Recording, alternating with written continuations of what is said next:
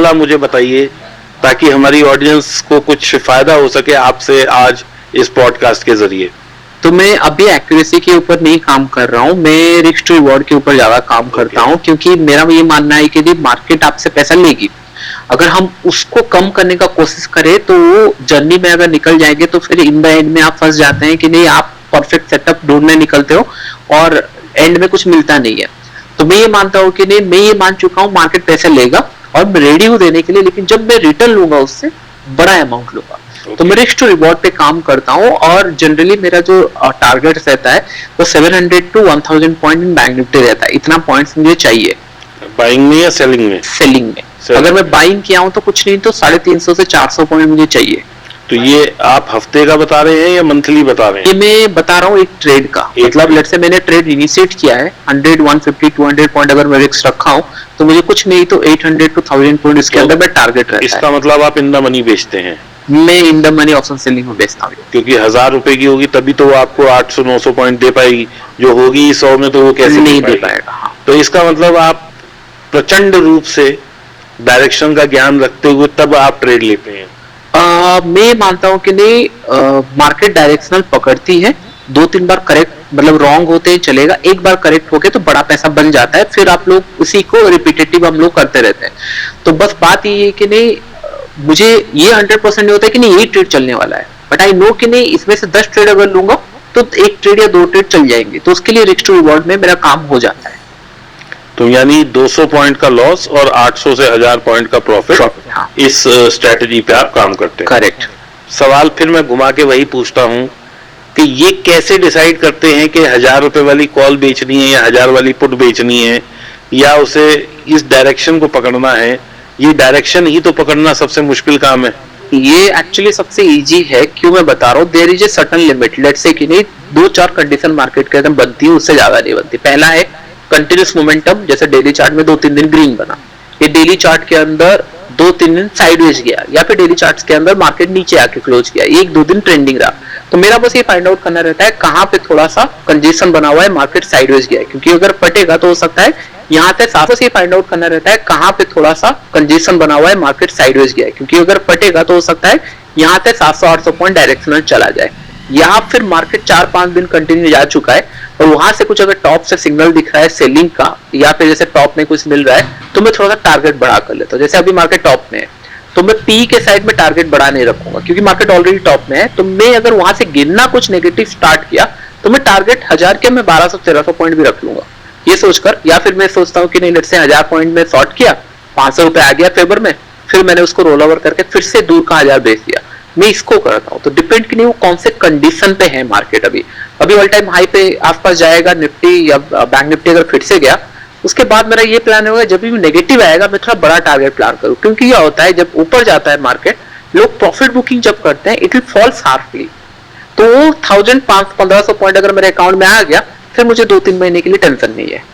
शुभाशीष, अब एक बहुत लॉजिकल सवाल यहाँ पे कि जब इन द मनी बेच रहे हैं 1000, 1200, 1300, 1500 का, तो उसमें जो कॉस्ट हमारा लग रहा है या जो मार्जिन लग रहा है, वो तो फ्यूचर के बराबर ही लग रहा है। करेक्ट। तो हम 1300 पॉइंट या 1500 पॉइंट का इन द मनी ऑप्शन क्यों बेचते हैं, डायरेक्ट फ्यूचर ही क्यों नहीं बेच लेते? There is 2 point. फर्स्ट है कॉस्टिंग। कॉस्टिंग थोड़ा सा ऑप्शन सेलिंग में कम लगता है कंपेयर टू फ्यूचर, ये मैंने ट्राई करके देखा है। काफी फर्क है। काफी फर्क है जी। I don't know the target. कभी कभी क्या होता है, लेट्स से कि मैंने फ्यूचर में मैंने ट्रेड लिया है, 1500 पॉइंट मूव कर गया, आई एम हैप्पी, मंथ चल रहा है, कॉन्ट्रैक्ट चल रहे हैं, लेकिन वो फिर लास्ट 7 दिन के अंदर रिवर्स आ जाता है। ऑप्शंस में क्या होता है, नो दो टारगेट की नहीं 1000 पॉइंट मुझे मिलने वाले, मार्केट भले 5000 पॉइंट गिर जाए 1000 पॉइंट मिल जाएंगे, और उसके बाद ये कॉन्ट्रैक्ट अगर लेट्स से ये वीक में खत्म हो गया, नेक्स्ट वीक में अगर ट्रेंड रिवर्सल हो रहा है या 1000 पॉइंट बैक जा रहा है, I can catch back trend also. तो मेरा पॉइंट ये है कि नहीं ऑप्शंस फ्यूचर में इशू आ जाता है कि नहीं, you don't know the targets, target कहां तक जा सकता है। कभी कभी लगता है यार ये तो 2000 पॉइंट गिर गया, इसको होल्ड करके रख लेते और गिरेगा क्या। 10 दिन में 2000 पॉइंट गिरा और 5-10 दिन के अंदर फिर ये रिवर्स होके 500 पॉइंट दिया या 1000 पॉइंट दिया, इशू ये होता है। तो उसके लिए मैंने सोचा कि अगर 7 दिन तक ट्रेंड रहा, option selling in the money पे बेस्ट है। 7 दिन के अंदर मैं प्रीमियम कमा लिया, घर आ गया, नेक्स्ट वीक में अगर रिवर्सल आ रहा है या फिर सेम डायरेक्शन में जा रहा है, I can initiate one more trade. आपने बताया जैसे आप फ्यूचर्स की बजाय ऑप्शंस प्रेफर करते हैं, तो आपका टारगेट क्या रहता है, पॉइंट्स ज्यादा या क्वांटिटी ज्यादा? पॉइंट्स। मैं ये मानता हूँ कि अगर पॉइंट्स मिल गए हैं तो कॉन्फिडेंस विल बी राइज, और कॉन्फिडेंस बढ़ गया है मतलब क्वांटिटी आप कभी भी बढ़ा सकते हो। तो आपने जैसे बताया कि आप डायरेक्शनल प्ले करते हैं मोस्ट ऑफ द टाइम, तो आप किस चीज को मैक्सिमम देखते हैं? क्या ये मैं मान लूं कि आप बॉलिंगर बैंड की जो अपर बैंड है वहां पे आप प्राइस एक्शन देखते हैं और फॉल की वेट करते हैं इंट्राडे में, या सॉरी इंट्राडे में नहीं, डेली चार्ट पर? हाँ। या अगर आप बाय में बैठ रहे हैं तो आप लोअर बैंड से ट्रेड करते हैं? तो आपका क्या मोड, कैसे आपका एक्शन रहता है? अगर आज मुझे ट्रेड करना हो और मुझे 1000 पॉइंट्स कैप्चर करने हैं तो वो मैं कैसे कैप्चर करूं? सो फर्स्ट पॉइंट मैं ट्रेड इनिशिएट कैसे करता हूँ? तो there is a concept called कि मार्केट को अगर बहुत दूर जाना है, it will start very fast. जैसे इलेक्शन में हुआ था, रिजल्ट डे पे मार्केट 3-4 हजार पॉइंट फॉल हुआ था। इनिशियल टाइम में ये बता दिया था कि नहीं मैं जा रहा हूँ, ओके। तो मेरा कॉन्सेप्ट ये है कि नहीं, मार्केट अगर इनिशियल टाइम में मोमेंटम कर दिया है तो मैं सोचता हूँ कि नहीं ट्रेंडिंग हो सकता है, मैं बड़ा टारगेट रखता हूँ। लेकिन मार्केट अगर लेट्स से 1 घंटे तक 100-150 पॉइंट रेंज में पड़ा हुआ है तो इसके अंदर ऑप्शन बाइंग में स्पाइक आ सकता है, लेकिन ऑप्शन सेलिंग में बड़ा प्रॉफिट नहीं बनेगा। हो सकता है ऑप्शन बाइंग में ये मतलब साइडवेज जा चुका है तो एक फटने वाला है एक साइड में, तो ऑप्शन बाइंग में पैसा मिल जाएगा, लेकिन मैं सेलिंग वहां पे इनिशिएट नहीं करता हूँ। तो there is a concept call की नहीं, जैसे कि होता है ना, आप अगर यहाँ से 500 किलोमीटर जाने वाले हो, एवरी 50 पॉइंट में आप ब्रेक नहीं लगा सकते, मतलब ब्रेक इन द सेंस एक हॉल्ट नहीं ले सकते। सेम इन द मार्केट, अगर मार्केट को 1000 पॉइंट आज निकलना है, ये पहले आपको 200-250 पॉइंट निकल जाएगा।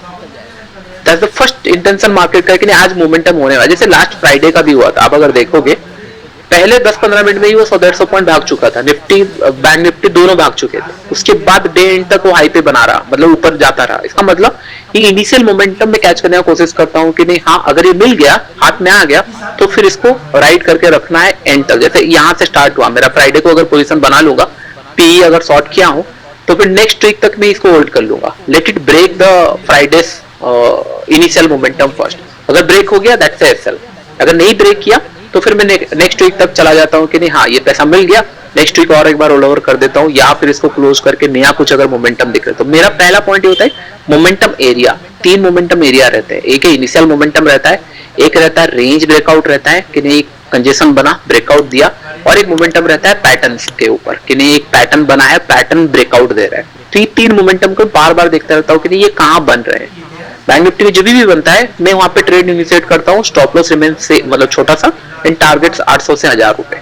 और उसमें आप देख लेते हैं कि स्पेशल डेज हैं तो आप बाइंग प्रेफर करते हैं, नहीं तो आप सेलिंग प्रेफर करते हैं। मेरा बाइंग मतलब मेरा हो जाता है कि नहीं ज्यादा पैसा, मतलब क्वांटिटी ज्यादा लेता हूँ मैं थोड़ा, और प्रीमियम बहुत कम रखता हूँ।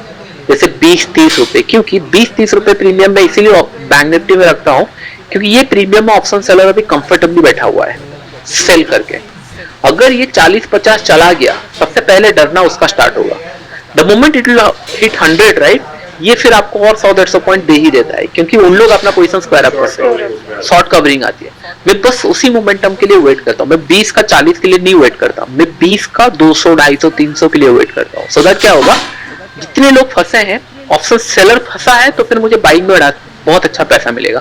और ये मैं कैसे करता हूँ, चलिए मैं आपको बताता हूँ। पहला पॉइंट मैं देखता हूँ कि नहीं लास्ट 4 एक्सपायरी में कितने बार बैंक निफ्टी मूव किया है।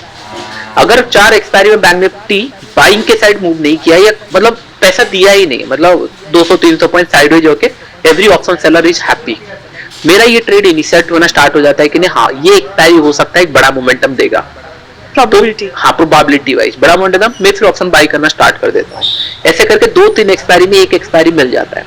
अगर पकड़ लो कि जिस एक्सपायरी पे बाइंग में पैसा मिल गया, उसके बाद 2-3 एक्सपायरी में छूता नहीं उसको बाइंग में, क्योंकि ये दे चुका है। ऑप्शन बाइंग का प्रोडक्ट ही ऐसा है कि नहीं एक बार देगा, 3-4 बार वो ले जाता है, तो मैं और 3-4 बार उसको ट्रेड नहीं करता। फिर मैं वेट करता हूँ कि नहीं 4-5 एक्सपायरी साइडवेज बन जाए, उसके बाद फिर मैं ऑप्शन बाइंग इंप्लीमेंट करता हूँ। बाय द टाइम फिर सेलिंग चलती रहती है, वीकली बेसिस के अंदर या फिर इंट्राडे में, डिपेंड करता है। तो इस तरीके का मैं प्लान बनाता हूँ। तो आप बेसिकली जब एक्सपायरी ट्रेड लेते हैं तो 0 to हीरो तो आप लेते ही लेते होंगे? नहीं, ये हमेशा नहीं होता। For me 0 to hero is like opportunity, is not कि नहीं मैं एवरीडे आके कर रहा हूँ। जब भी मुझे अपॉर्चुनिटी दिखता है मैं ये करता हूँ। और आजकल एवरी एक्सपायरी डे आ चुका है तो मैं स्टिल बैंक निफ्टी के ऊपर ज्यादा फोकस करता हूँ। रादर देन मुझे दिखते हैं ट्रेड, लेकिन बाइक में प्रोबेबिलिटी इतनी कम है कि नहीं, आप अगर हर एक रैंडमली चीजें करने जाओगे तो फिर इंडियन में पैसे नहीं बनेंगे। तो मैं मेक श्योर करता हूँ कि नहीं, I will focus on bank Nifty. Bank Nifty जिस दिन मूव किया आई शुड मेक मनी। तो मेरा प्रायोरिटी ये रहता है कि नहीं, 3-4 एक्सपायरी साइडवेज गया, नेक्स्ट एक्सपायरी हो सकता है एक बड़ा मूव मिलेगा, I will take the risk. और उसी दिन का प्राइस एक्शन देखकर फिर मैं एक मतलब क्वांटिटी लेता हूँ। लेट्स से कि नहीं 20,000, 40,000, 50,000 मैं इतनी क्वांटिटी ले लेता हूँ और टारगेट रखता हूँ 200, 250 या 300 रुपए का। शुभाशीष जी, जैसे हम ऑप्शन बाइंग की बात करें, ऑप्शन बाइंग में मैंने आपका इनसाइड कैंडल ट्रेड का ट्रेड लिया, तो उसमें मैंने जितनी बार ऑब्जर्व किया कि वो ट्रेड चलता है तो बहुत अच्छा चलता है, लेकिन उसमें एसएल बहुत आते हैं। तो एसएल बहुत आते हैं, ये तो हमें समझ आ गया कि कहाँ एसएल लेना है। लेकिन जो हमारी ऑडियंस है, जैसे मैं भी एज अ लेमैन आपसे पूछूं, तो जब हम वो इनसाइड कैंडल चलेगी तो क्या देखना है कि हम एक अच्छी राइड ले पाए, क्योंकि एक कॉमन मैन जो है वो इतनी देर प्रॉफिट डाइजेस्ट नहीं कर पाता। तो मेरा टारगेट ये है कि हमारी ऑडियंस ऐसे देखे कि वो कैसे उस प्रॉफिट को पूरा राइड कर पाए। बेसिकली इनसाइड कैंडल में बहुत एसएल आते हैं। नहीं, मेरे सारे सेटअप में मैंने बताया जैसे बहुत एसएल्स में देता हूँ जानबूझ के, जैसे स्टार्टिंग में डिस्कस होना था, SL is part of the game. मैंने ये मान लिया कि मैं एसएल ज्यादा लूंगा लेकिन बड़े प्रॉफिट चाहिए। तो इसमें ना दो चीजें मेरा क्लियर हो जाता है। एक है कि नहीं, एक साइकोलॉजी इंटैक्ट होना है कि मैं छोटे लॉसेस ले रहा हूँ फ्रीक्वेंटली, और एक साइकोलॉजी ऐसा हो जाता है कि जो पेशेंस डेवलप होता है ना, कि नहीं आप एक ट्रेड को आपको दिख रहा है कि नहीं, लेट्स से कि नहीं आपने ऑप्शन बाई किया है 100 रुपए में, वो 150 जा चुका है, 200 जा चुका है, स्टिल आप उसको होल्ड कर रहे हो 300 जाने के लिए। ये पेशेंस डेवलप होता है, ये लॉन्ग रन में काम आता है। तो मेरा ये मानना है कि नहीं, मैं दुकान खोला हूँ आज के लिए नहीं कि नहीं आज 150 रुपए मिल जाएगा मैं बंद कर दूंगा। मैं ये कर रहा हूँ लाइफ लॉन्ग करने वाला हूँ। अगर लाइफ लॉन्ग के लिए मैंने कैलकुलेट किया कि नहीं, अगर 10 में से 2 ट्रेड कलेक्ट हो रहा हूँ तो मुझे 1:4 ट्रेड चाहिए ही चाहिए to survive in this business, या फिर कुछ पैसा कमाने के लिए। तो आंसर क्लियर हो गया कि नहीं, अगर यहाँ तक नहीं आएगा तो मैं बंद कर नहीं सकता। अगर बंद कर दिया तो नेक्स्ट 3 ट्रेड में अगर लॉस हो गया तो ये प्रॉफिट तो वैसे भी निकल जाना है। तो मेरा पहले से प्लान रहता है कि नहीं, मैं मैक्सिमम लॉसेस के लिए प्लान कर लेता हूँ कि नहीं ये ज्यादा लॉसेस होंगे, इसके लिए एक बड़ा प्रॉफिट मुझे चाहिए।